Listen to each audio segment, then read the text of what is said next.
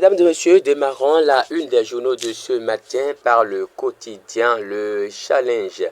Le quotidien de Basile Chibozo met à sa manchette Assemblée nationale 10e législature. Vlavonou Djogbenou Biotchane, voici les grands favoris pour le perchoir. Toujours à la une du quotidien Le Challenge, délocalisation du grand marché de friperie Misebo, une histoire, nostalgie et des souvenirs, s'exclame le journal. Impact socio-économique des Vodou Days, près de 2 millions de visiteurs enregistrés pour plusieurs nationalités. Toujours à la une, le challenge, lancement officiel de guide du journaliste en période électorale, l'ODEM engagé pour une couverture électorale responsable et apaisée. On change de quotidien à présent. Le matinal met à sa manchette deuxième législature entre soupçons de conformisme et impératif de crédibilité démocratique.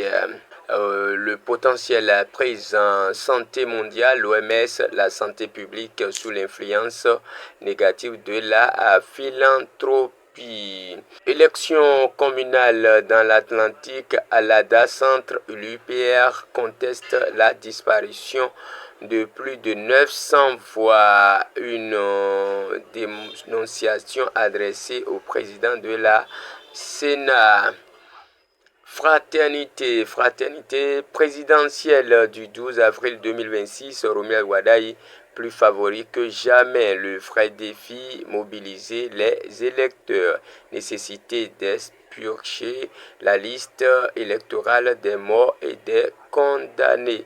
Vodou Days 2026, plus de 740 000 participants et près de 2 millions de visiteurs à Ouida. La cloche, Bénin, commerce intérieur, le marché de friperie de PK3 ouvert aux usagers. Le transfert du marché international d'Antopa, bientôt du rêve à la réalité. Matin libre, Bénin, who is who, ceux qui ont fait 2025. Vous verrez la photo de plusieurs personnalités béninoises à la une donc de ce quotidien. Défi une fois présent qui met à sa manchette visite de soutien et d'assistance d'une délégation du consulat honoraire du Bénin aux détenus béninois en Côte d'Ivoire.